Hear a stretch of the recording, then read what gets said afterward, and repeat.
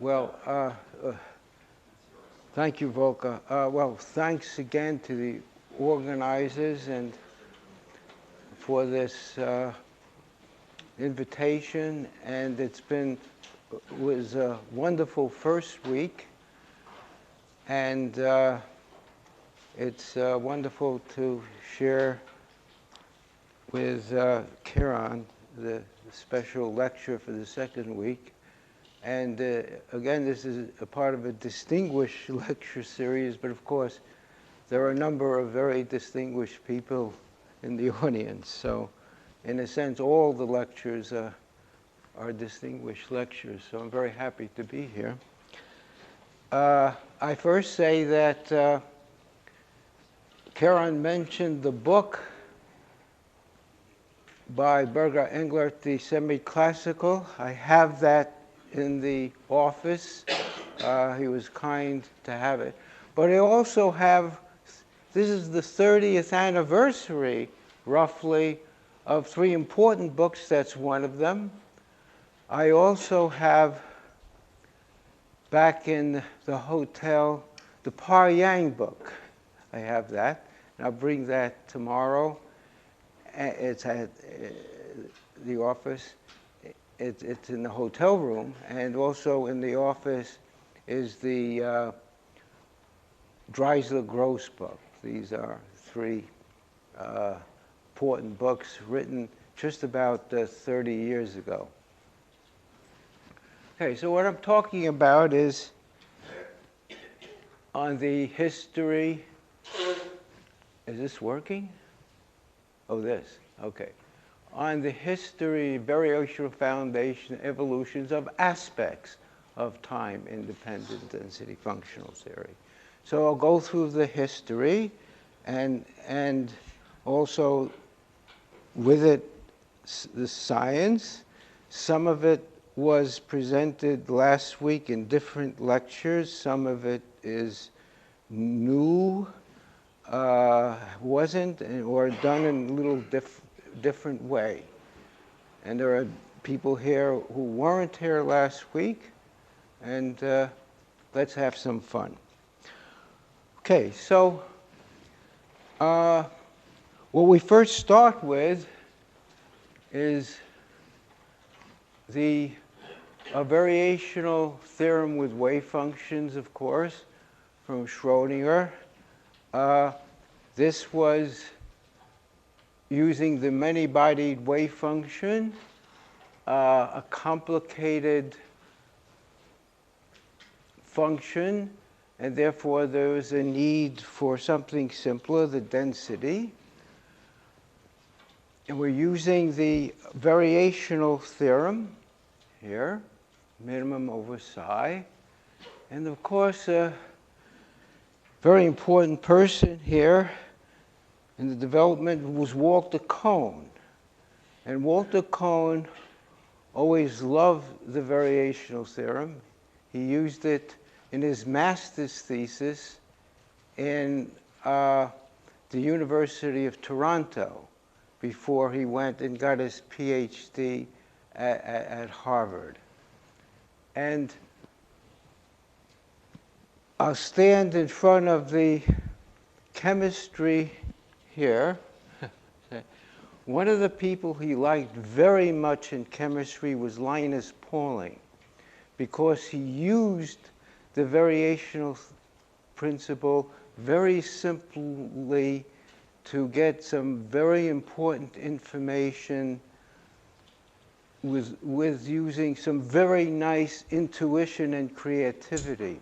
So he was always talking about Linus Pauling, and this is an example that Walter Kohn brought up.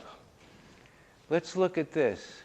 This is Pauling in 1932. It was soon after quantum mechanics, and he was using the variational principle. It was soon after, in 1935. He's from the chemistry community, by the way.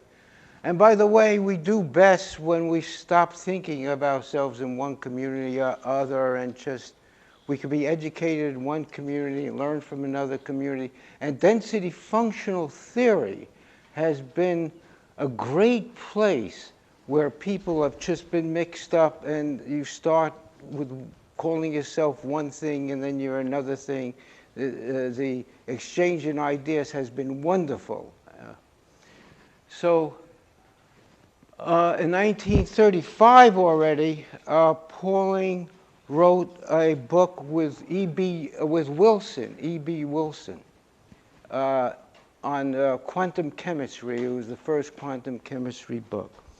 So this is how the variational principle is used here, of course, if we have two functions, two different phi functions, and we know that if we minimize over C, we're going to get a smaller number for your answer here, right? And we will get it if the interaction energy is not equal to 0. And what Walter Cohen always pointed out is this beautiful example of benzene. What happens here is that this is phi A here and phi B here. So one asks the question, what does benzene look like?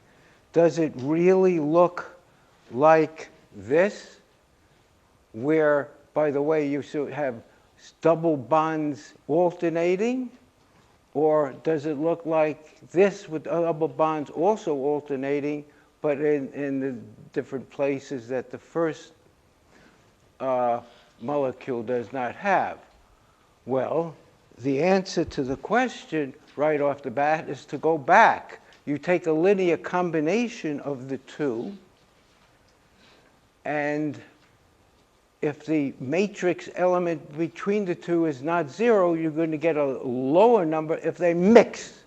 And that is exactly what happens here. They mix, and benzene has a delocalized pi electrons without doing a calculation. And Walter Cohen loved that example. He was always pointing that out. So what happens in this molecule where you just have 4 atoms and 4 atoms here, and these are your extra pi electrons go this way in one of them and this way in the other way? Well, that interaction matrix element is 0 because of the location of where the electrons are, and you do not get a mixture. You get this, or you get this as an answer.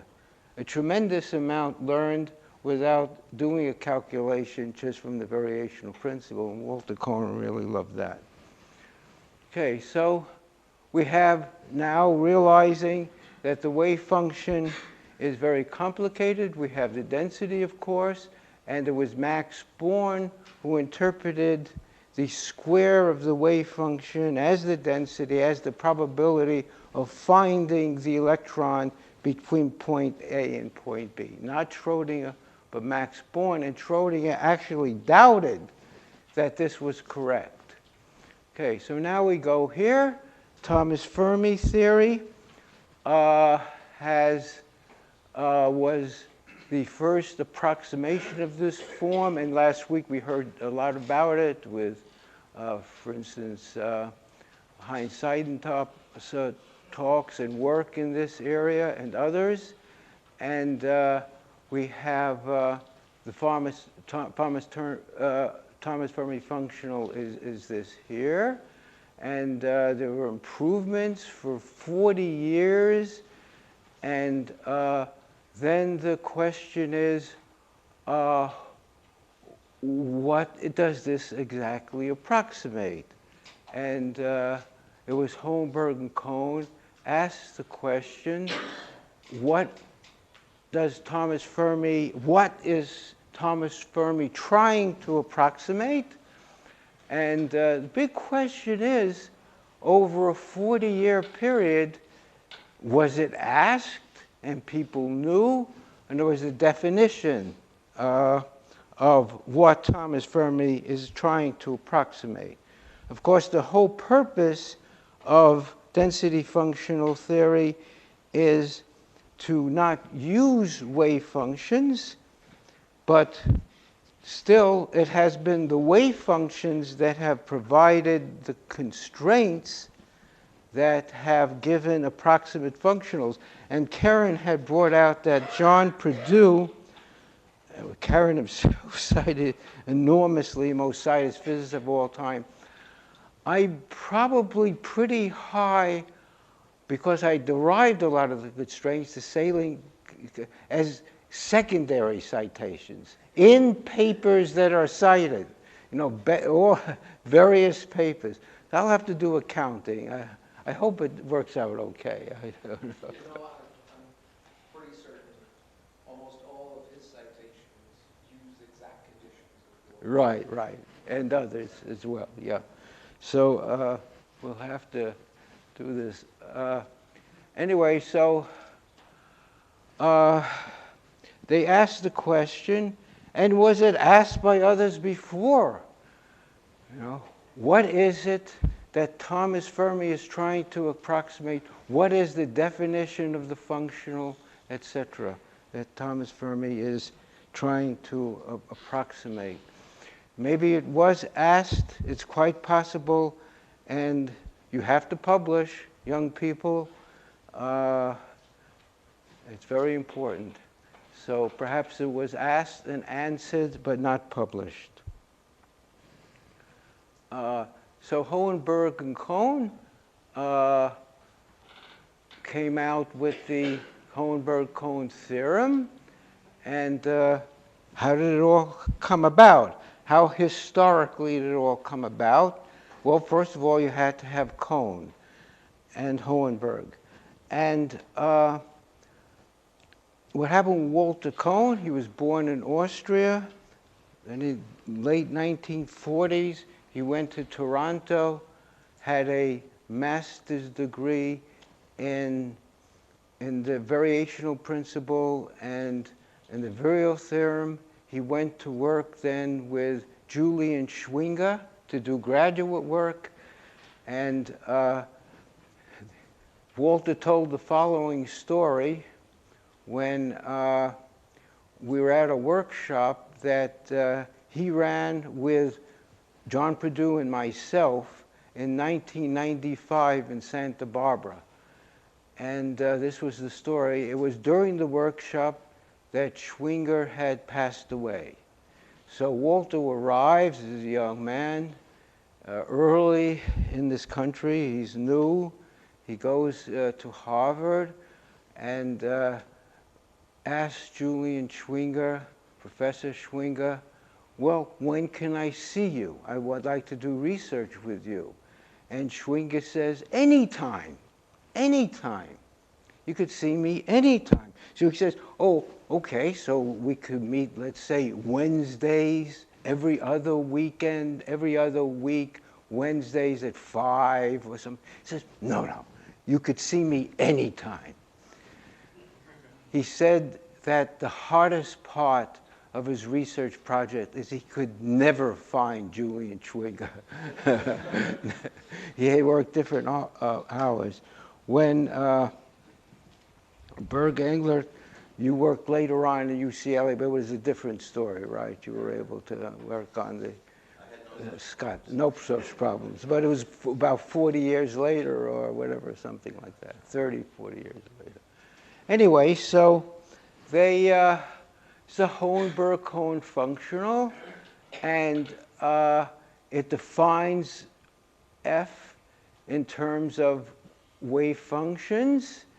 F, you take the minimum here and you minimize over this, and for a given rho you have a wave function, yields the density, and psi is the non-degenerate ground state of some external potential V prime. That's the restriction on it, and non-degeneracy is the restricted, and there has to be a V prime that this psi has to yield. Okay, it had. And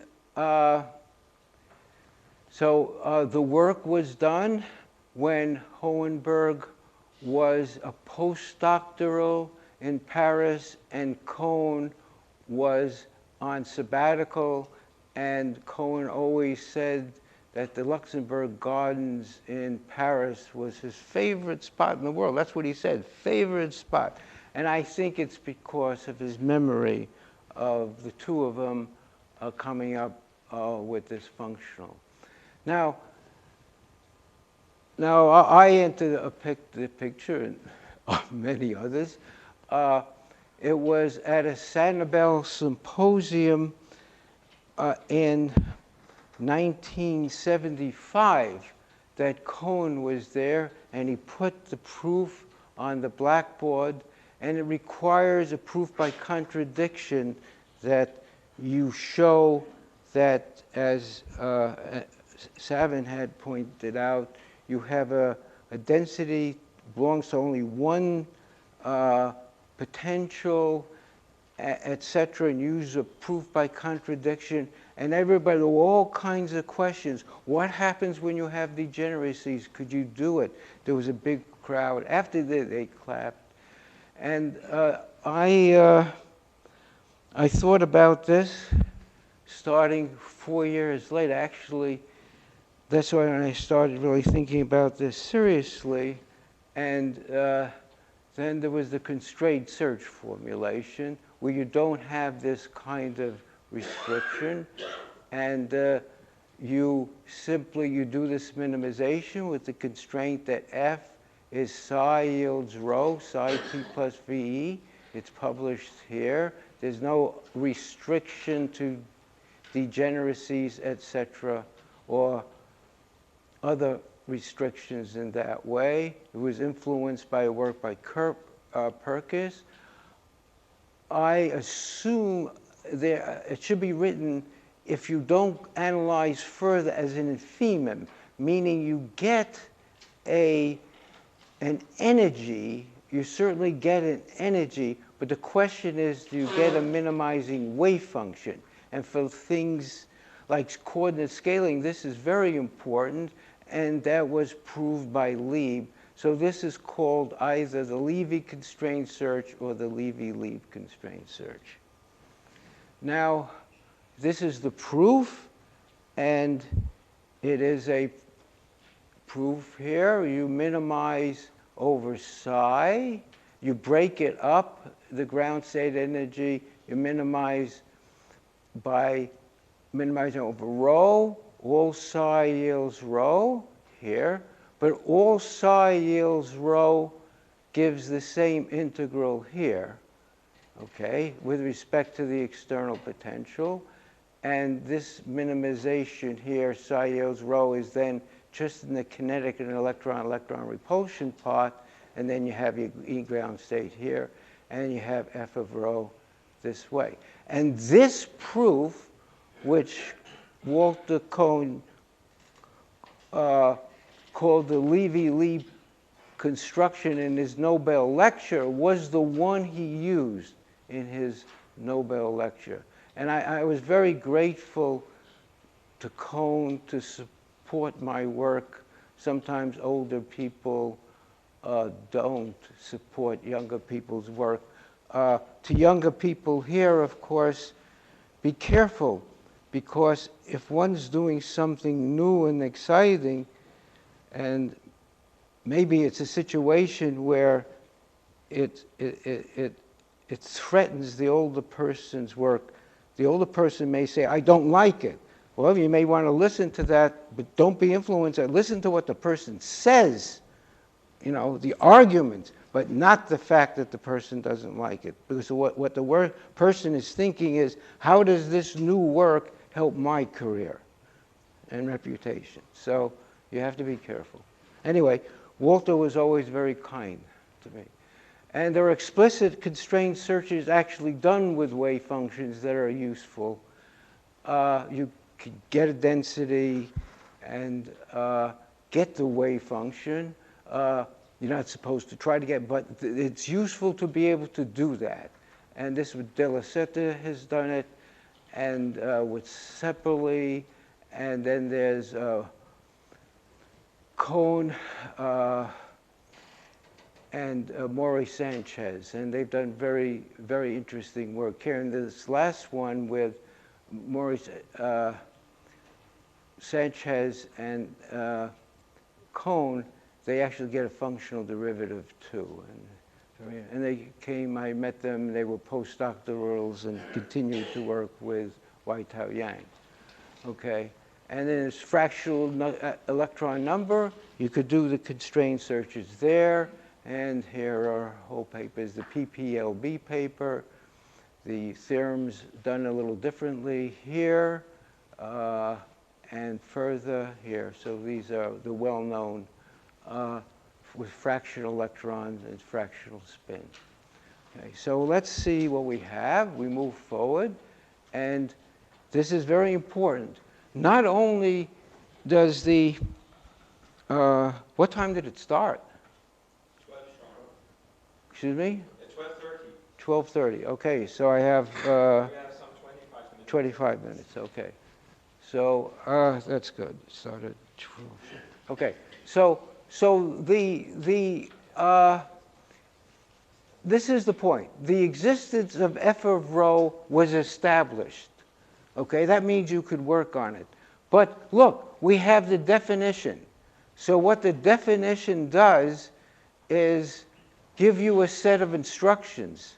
So what Hohenberg-Kohn started was not just to say it exists, but to say, hey, look at what the definition of is. It's a Hohenberg-Kohn, then followed by Levy or Levy-Lieb, and you look and say it gives a set of instructions. It gives a set of instructions. So what we have is existence, exact definition, exact constraints, and then you get approximations. Okay, that's the way to go. So the first is, of course, is that, and if f of rho is the minimum of all psi yields rho of t plus VE, and it's psi rho min, t plus VE psi rho min, then any psi that yields rho t plus V is greater than or equal to f of rho. And directly and indirectly, almost all constraints come from this in one way or another. Okay, so you're always having a wave function. Now, you go ahead, and I have a review with me that has a lot of the older constraints. So if you want to see that. Okay, now we're dealing with, I love to have constraints involving coordinate scaling, and this is a density that has been coordinately scaled. All right, now why? And if you go on the next line, you see why. Say I have a density here, and I have a space spin coordinate x, gives the density here, but realize we're going to suppress the spin and just scale the coordinates, and you get the scale density.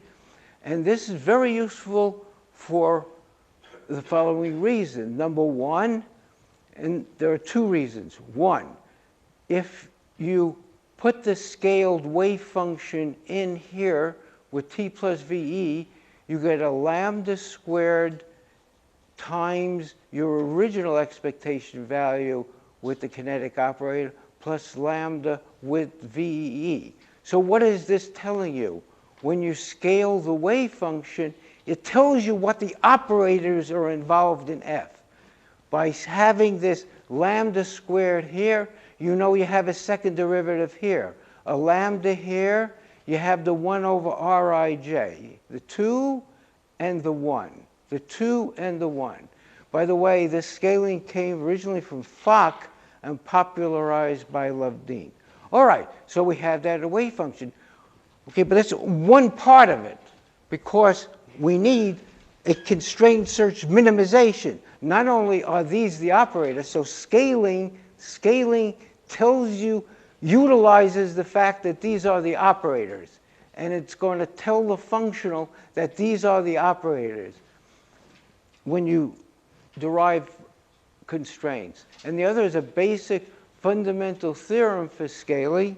And it says that if psi yields rho and minimizes t plus alpha v, then the scaled wave function yields rho lambda and minimizes t plus lambda alpha vee. Okay? And if alpha is 1, that's the many-bodied wave function here. And it minimizes t plus, and then what happens is you get a lambda in here. Alpha equals 0, you don't get a lambda in here. Okay? And this is fundamental. So this takes into consideration this one slide. It was started with work with John Perdue and continue in collaboration with Waitao Yang and Bob Parr. And it has everything embodied in it.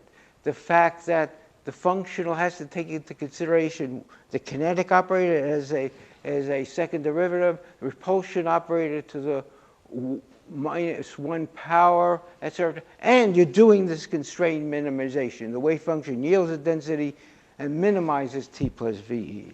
Okay, so we have here. So let's say we partition F in this way. Okay, so here is the kinetic, Hartree exchange and correlation.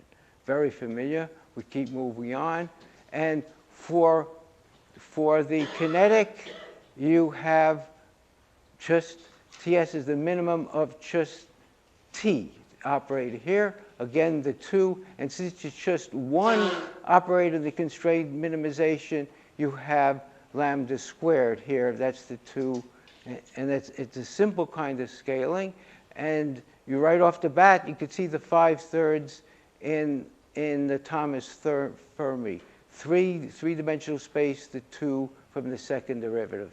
So immediately, without going through all the Thomas Fermi, at least you can get derivation with the plane waves. You can get what the exponent is nicely. The same with exchange. Okay. And there you have a constraint search involving just one operator. That makes a simple scaling, one operator, but you have to take into consideration this is the repulsion here to the 1 power here, and you have Ex rho lambda, lambda Ex rho. And this was proved in 1985. The surprise comes with the correlation. And with this scaling here, you realize here's the 1 from 1 over r ij to the 1 power, and you end up with 4/3. 1, 3, 4 here is this work here. And as Karen pointed out, so you have the English-Schwieger at exact, in a relativist sense, system gets bigger. Okay, so now the uniform coordinate scale inequality for the correlation energy. This is the correlation energy with the scaled wave function, and the definition. It's the definition of correlation energy, the many-body wave function minus the cone-sham wave function, and we just scale. And what you get, because it's a constrained minimization, you get inequality if you just scale the many-body wave function. So there's a very key point, and as a result, you get this and other steps, you get a fundamental inequality of EC. Okay, but there's also an equality. And the equality comes about, uniform coordinate scaling equality comes about by you have lambda squared here. And so you have an equality with the lambda squared and the lambda from the kinetic, from the repulsion. But the wave function, psi rho, min lambda yields rho and minimizes t plus 1 over lambda VE. And this came about with, again, started with John Perdue and then with Bob Parr, Waitao Yang and Bob Parr. It's a very key equality. And you can go here, you can go to the high and low density limit. And so again, it comes from the definition. The definition gives you the instructions of the approximations. And in the high density limit, you could expand it this way here. And right away you see, you want to think maybe the correlation go to infinity as you get with the Gelman-Bruckner result. But it's not going to do that right away because you see a lambda squared out there, and you know that the real kinetic energy is bigger than the cone sham. Is this going to go to plus infinity? So right away you see that something strange, different is going to happen. And if you expand it in Taylor series as lambda goes to the infinity here, what happens is this cross term with this with t goes to 0 because cone sham yields the density and minimizes t, and therefore you have a minimum here at lambda equal to infinity, where you just end up with the cone sham. So this starts with the second order term. The second order cancel this, and bango, you have a constant here. And that's what happens. And the repulsion is just the linear term here. So what you get, part of it is what is called Gerling-Levy perturbation theory. And these are the two results here. As lambda goes to infinity, it's bounded, okay? And it's actually a second order energy. So it doesn't for let's say molecules, it doesn't change much. And this corrects the overbinding that you get with the local density approximation. That's what was put into GGAs, and GGAs got the Nobel Prize. It helped get the Nobel Prize for Walter Cohn because it showed that it worked. Okay, so these are the limits here that it's bounded at lambda goes to infinity. At lambda goes to 0, it's linear. So if we go back, you see that here's where you get this goes as lambda squared, this goes as lambda, and as lambda it goes linear. Okay, so what happens next? There's an interesting bit of history. This is what Savin put on the board, an adiabatic connection, but the coupling constant is lambda. This is the Langworth, Purdue, Gunnarson, Lundqvist, and the repulsion energy exchange plus correlation, and the repulsion energy you see is a function of lambda. So this is the many-body wave function minus the Hartree, okay? So, okay, what does it have to do with the previous slide? Well, psi yields rho and minimizes t plus gamma VE. And in 1991, I showed through that other proof that we were talking about that use the other proof that if it's bounded as lambda goes to infinity, it implies that VXC lambda is linear, VXC gamma is linear in gamma for small enough gamma. In other words, if you plot this, it's a straight line as gamma goes to 0. Actually, Kiran had this too. Okay, so it becomes linear at small enough gamma. And in a meeting in the early 90s with Axel Becker, so I put this up, and Becker says it's linear at small lambda here. So you could prove it from the scaling, that the adiabatic connection formula is linear at small lambda. And he says, well, but what happens? Does it stay linear? Let's see. Let's play with the linearity, he told me.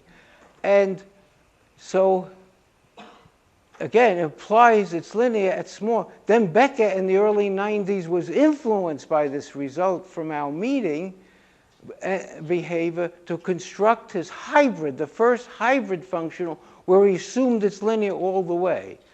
And this, in turn, in combination with the Li-Yang part E0, eventually led through Popel's playing around more to the famous B3 Lip functional in chemistry. But a lot of it started with looking how EC rho lambda goes as lambda goes to infinity, and what it does is it says that this has to be linear at small lambda. Okay, now let's go back further here and see it goes as lambda approaches 0, the scaling of the correlation energy. Correlation is complicated, but having put the scaling helps. Well, then we have the Leave-Oxford bound, and in 19, the paper with John Perdue, we just took the Leave-Oxford bound, and these were the coefficients the prefactor known then, okay, at that time, and we got it to the tightest possible value by realizing that not only does exchange go always as lambda in the scaling, but the correlation goes as lambda, and lambda goes to 0, and it gets tighter and tighter to this side. So this side, of course, stays fixed. By the way, you scale this, but lambda goes lambda divided by lambda. Nothing happens there, but this just moves to this side. So it went in the tightest possible way. So you get a lot from scaling, and scaling gives a lot of the constraints. Okay, there's non-uniform scaling coming from the fact that the repulsion energy has to be positive for exchange. Correlation has more. There are many, and there are many built into the functionals. All right, so scaling spin density separately. This was work done recently and submitted to Physical Review A, but was inspired by the work of Magda Whittingham and Burke, and they have various results here. And what we did is show that, how much time do I have now? 7 minutes. 7 minutes, okay, of talk. Sure. Good, great. And what we show here is that you could do a constrained search in spin density functional theory with, so they had this result which they conjectured that we worked on this for a very long time to see if we could prove this. They proved these results in this paper here, but we tried to prove this and we couldn't do it. I mean, we're talking about years and years where we would get together. Why it was hard is because if you have an anti-symmetric wave functions and you have spin, the electrons are indistinguishable. So, I mean, what are you scaling there? But then we realized and proved that you could work with the scaling with spin-free wave functions. And so where psi is anti-symmetric with the interchange of electrons correspond to the same spin, but it's just spatial. So you could do this F in the spin density F as a minimization, and the minimization involves space-free wave functions here. Okay, again, and what you're doing is you're anti-symmetric in the first M if you have M spin up, and anti-symmetric in the N minus N would spin down. So that's what you could work with. Okay, so let's now move on to Cone-Sham theory, and this is a way to get the kinetic exactly, and when there's a whole history here. I told last time of the relationship with Slater, etc., and it took some courage for Cone-Sham to actually come out with some of this work. Given the previous work of Slater, I won't get into, but recently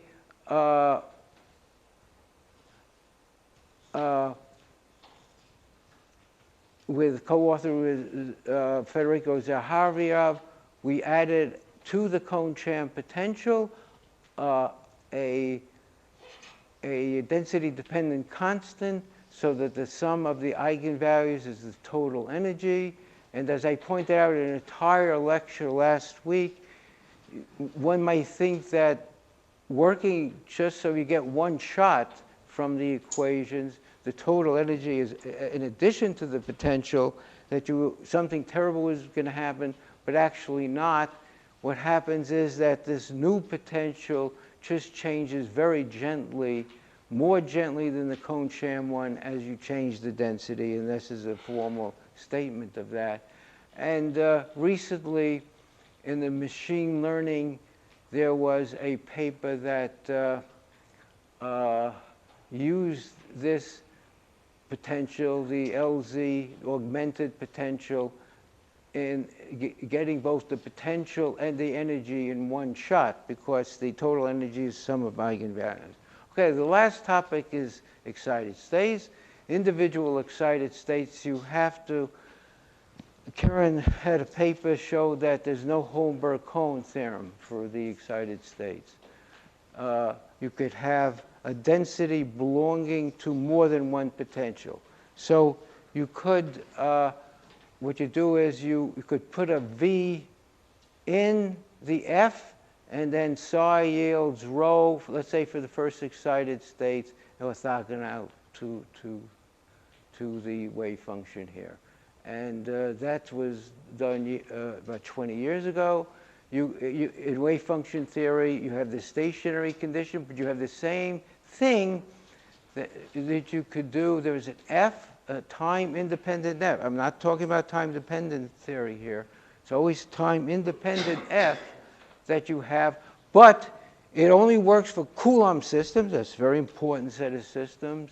There is an F that has the same kind of stationary principle. There's no minimum principle, but a stationary principle that you could use.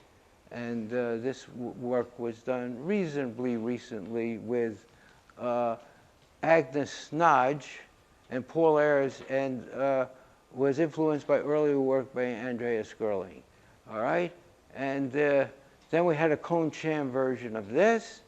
And then we have ensemble theory earlier by Theophilo and Gross, where you have ensembles, a minimization of involving ensembles, and you get the different ground state and excited state, and you have to then subtract out the ground state. And this was generalized where you have unequal weights by Gross, Oliveira, and Kohn. And then I showed that you could use the ground state theory, and if you knew a certain, there's sort of a derivative discontinuity to get to the excited state the same way as you have in a Bandat problem for the first excited state. So I worked on that. And then there's a whole bunch of papers. I have in here, where was it? I have the, in here, the papers of getting, so I showed you get a first excited state, you get double excitations and more. And out of Karen's group, there's a whole bunch of papers here. And I have the papers with me. And it's out in these sheets, you could see what they're doing. They could get, they use a lot of the ground state formalism into the ensemble formalism. You get multiple excited states and a lot of very recent work. And there's also, these are the works, they're in here. I have the front pages in these handouts that we had here. And then the last is a bunch.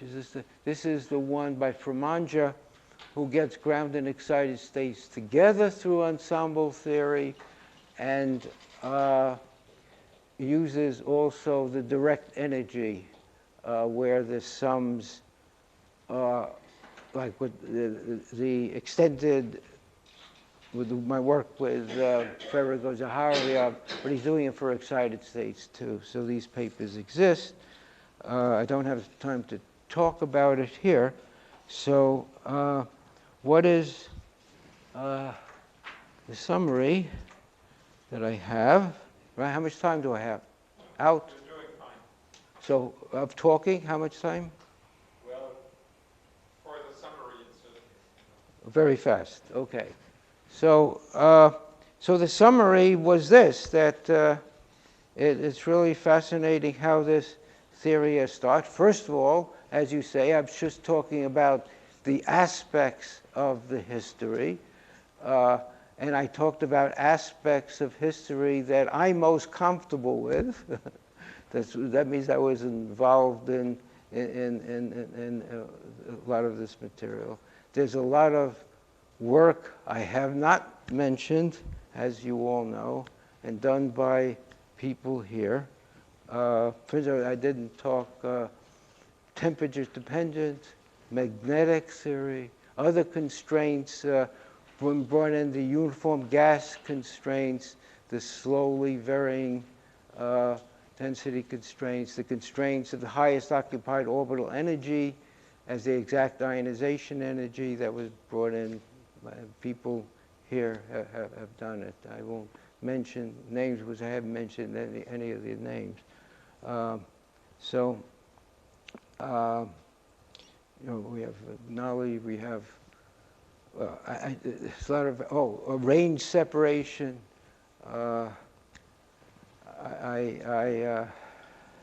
So forgive me if I haven't mentioned the names, but you're all here for very good reason because of the wonderful work. So next time, if I haven't mentioned your name this time, so forgive me. What other thoughts do I have? I don't know. So anyway, the big point is that the definitions of the functionals provided the instructions, and the instructions.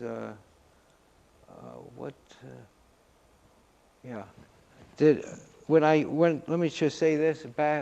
Going back further, there was the direct energy, and as I said, that it was.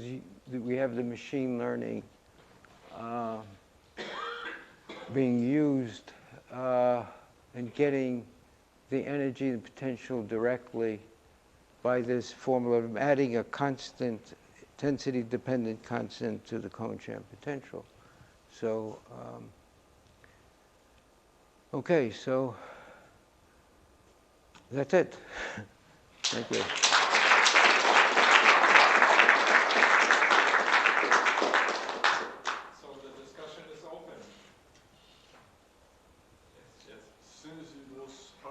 Partially historical talk, I'm very curious about your take on the following thing. There has been enormous progress in density functional theory and very little progress in density matrix functional theory. Now, what is the reason for this such a difference between those two approaches, in your opinion? Well, I don't know, but I will tell you that I'll start with, before you have density matrix functional theory, you had functional theory of the second order density matrix, right? And that's progress was very slow. You had the n representability conditions, but there was unwillingness to approximate the way you were in density functional theory. So I think that held things back. I also want to talk about a little of a history, and which would, okay, so in density matrix functional, well, the function itself is more complicated. So maybe that's it. It has very simple scaling, which is good, but that's bad too, because that's only one condition. And if you have more scaling, if you have more conditions, then you're able to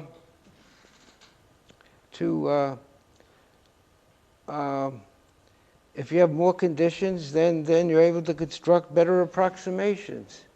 So that's my feeling. I think there's just fewer people working on it is an example too, right? Of why. But let me just also explain when I get to first order density matrix there. There was tough times, especially in the chemistry department, accepting density functional theory. And there are two reasons for it, at least, okay? One reason is they saw that if you write the kinetic energy, right, you have a TS part, and it's simply a sum of I equal 1 to n, right? Phi I minus 1/2 del squared phi I, right? Just 1 to n, right? And then they said, oh, but the true first order kinetic energy, you have fractional occupation numbers. And I can't tell you how many meetings I went to, and they said, they've got it wrong.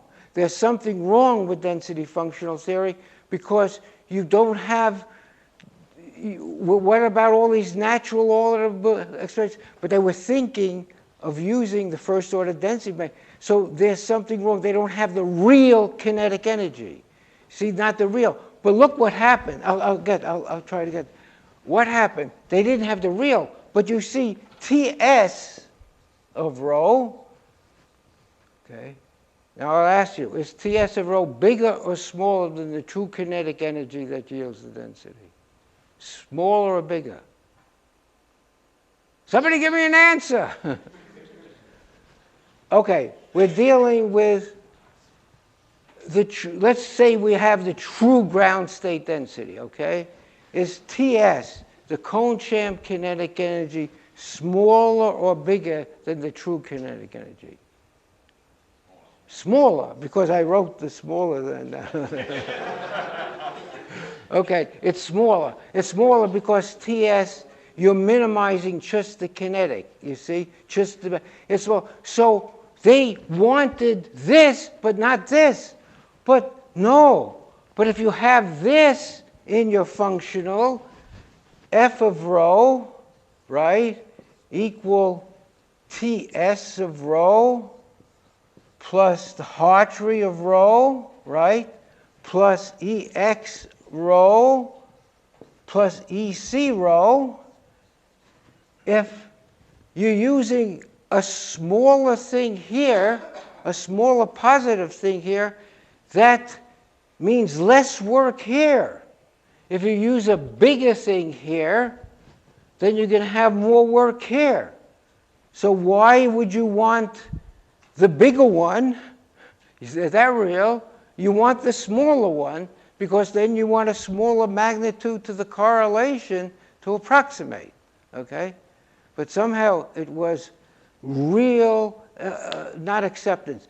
The other reason it was, as I put in the abstract, it was tough times, is what happened with Slater and X alpha. You see, first you had Slater, and Slater just had the exchange part here, minus 1/2, del squared to the operator V of R, and then you had the Hartree, V Hartree part, and then you have, I'll put down a C of a rho to the 1/3 power, right? That's what you have. And what happened was Slater did not accept the Cone-Champ, and the people who were doing Slater's work earlier felt obligated to Slater. And Slater had a problem with this here, so they started playing with this, and this became X alpha. So you had a theory called X alpha, and they were just playing with this, trying to get, and they said there's some correlation energy, and the numbers weren't that great, and everything, and the chemistry community, that's where the Nobel Prize was in chemistry, right? But the chemistry community was all against it, and why should we give Mel Levy tenure? He's working on this density functional theory, and so people would come up to me, we believe that there's something coming, and we're going to give you tenure anyway, and that's what happened. And so, by the way, I should say, so I'm so grateful for my colleagues here. I arrived at Tulane 1 year before John Purdue. I said that I was going to my proposal. I never even read the proof of the theorem of Cohn, that I was going to get the exact F. That was my proposal for my job. The next, the next year after I came in, a guy named John Purdue showed up. And it was a total accident that we ended up at the same university. I was one of the few people out of the chemistry influenced by Bob Parr, okay, and came into it. I said I was going to do it because it's a density, it's simple. I never studied the theorem until I got to Tulane. And then John came the next year, and we started talking. We were across the hill. One of the few people in chemistry, not that many people in physics. And at the beginning, at the American Physical Society meetings, we had density functional theory was smaller than this group here. And just about half this group would just come to meetings year after year and have lunch and give out talks. And that's what it was. But chemistry did not accept it because of the kinetic. They said something was wrong with that, when that's exactly what you would want, right? And number two is because of this X alpha. It was, by the way, and Slater had a good influence on the field, right? He made Cohn-Sham look at the single particle equation. He had a good influence on the field. And when Sham, but there was a problem with the coefficient, and Sham went to Cohn. You know, you don't know who did what, but I got the feeling that in this one, Sham actually got the correct coefficient. And then he said to Cohn, look, we have it. Cohn says, do you know who we're criticizing? Slater. And Slater, of course, has had a great influence. He was supposed to get the Nobel Prize before he died. So, but he died. He didn't get one, so you have to live. So, so we have to live. That's one thing to get a Nobel Prize. We should try to living, which I should tell a story, but if we could tell after time's up, but it's a very interesting story. Oh, there has to be some questions. Yeah, okay. What is the story you want? Well, the story, okay, but so what happened was, so Cohn said to Sham, he said, do you know who are criticizing? And again, one should not be fearful of people who have greater status at the time. At that time, in this particular field, Slater had much greater status than Cohn. No, the story was the croissant outside. That was my story. I saw the croissant. I'll tell you a story of croissant. There was a meeting in Norway. You know the meeting with Trygve ran in Norway a few years ago? Yeah. So I'm at the London airport. The croissant reminded me of it. And I'm at the London airport going to fly to Oslo, okay? And I'm feeling chest pains here. I'm feeling chest pains. And I say, and I'm the first speaker there in Oslo, right? I'm at the London airport. So what do? I'm uncertain. And you're all here. If you're uncertain, don't take a chance. But I'm at the London airport, and I say, wait, I don't know what to do. I should really tell them, but then I'm through with the lecture. I'm in a hospital in England. So I don't know. So I'll walk slowly up to the counter like this, and I'll try to decide. So I walk up, and the person says, oh, and I'm a few steps from saying, look, don't take a chance, I have a family. Okay, I missed a lecture. I'll never forget this. So I'm going up there, and the agent comes in and says, oh, are you on the, you're on this time on this flight? I'm about to tell him that, you know, I don't know what to do. I'm feeling chest pain. You're on this little tons of flight. And he said, you know, there's a great lounge with great food up there. So I said, okay, and that was it. I got out. But I saw and what I remembered, just as he was saying, it was warm, as I had croissant on the flight, and it was just indigestion. But had he not said that, but anyway, that's the story, a scientific story. Okay, anyway, any questions, comments? Yes? I'm just wondering, all these constraints are hard to keep track of. Is there anyone who maintains a running list of constraints and adds? Yeah, that's a good thing, a running list. There's the greatest number so far, and I hate to say we have PBE, right? But SCAN has a lot. SCAN, the SCAN functional producer with Jean-Louis Sun. Yeah, he has a list. He says, yeah, he has in his supplementary a large list of constraints. I emphasize scaling, but you know you have the uniform, not slowly varying. What? From what we did? No, from the scan list. Oh, there's one missing. Okay, yeah. But let me just say something about the history for a second.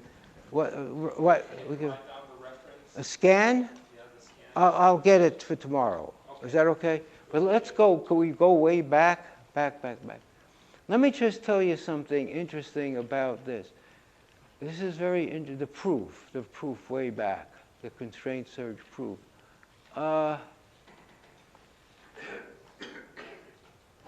Is this it? Or I got too far back? Max Born. Yeah, Born won the Nobel Prize for that. Okay, this is really correct, simple stuff. When I first gave it, and I was at Sanibel, there were boos from the audience that people accepted it. It was so simple, right?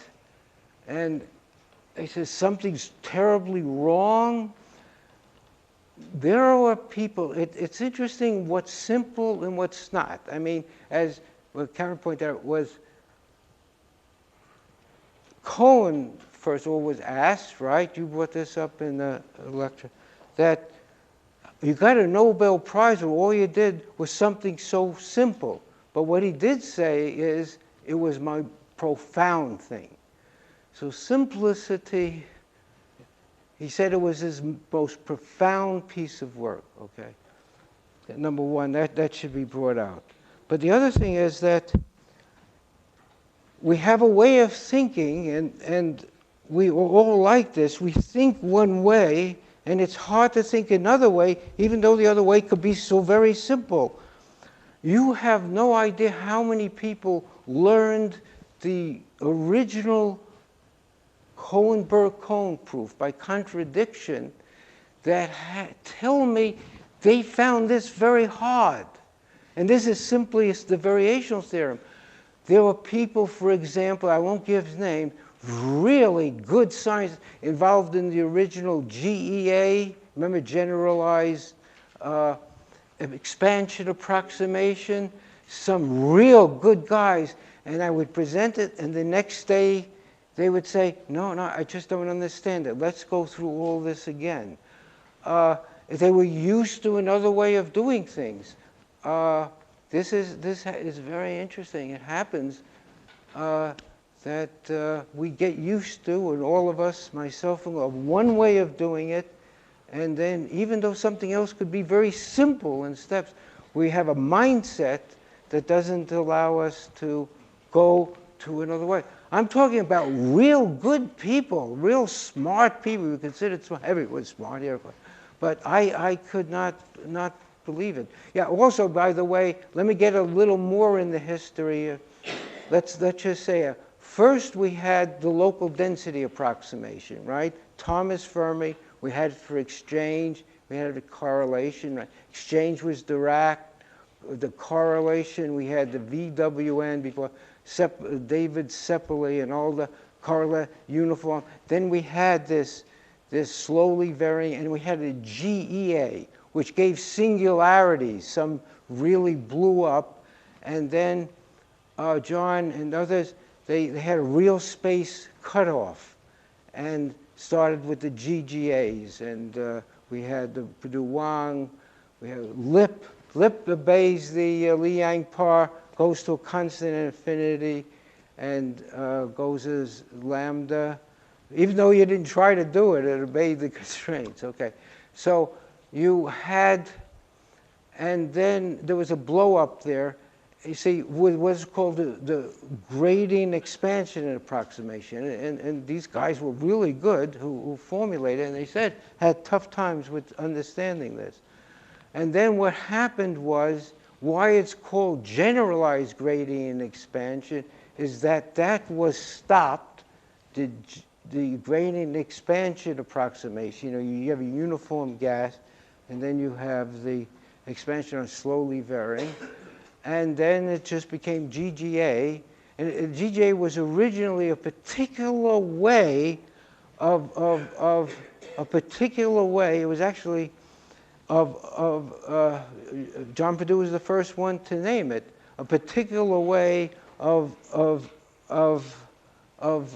dealing with the problems with GEA, generators expansion approximation. Then everything with gradients was called GGA.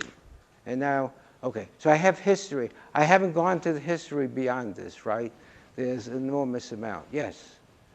Just a footnote on that is, as far as I know, the first GGA was written down by Ma and Bruckner in 1968, a follow-up to the uniform gas paper of Gelman and Bruckner. And if you look at the correlation functional they write down in 1968, it's not very different from PBE correlation. And there was a young graduate student at the time who saw the paper. Well, but they didn't call it GGA. No, I mean, they no, called okay, it GGA, but yeah. it's a GGA. Yeah, that's a GGA. And the young graduate student's name was David Langford. Is that right? And he thought that was a pretty neat idea. Yeah, yeah. David Langford was John Purdue's postdoc advisor. That's correct.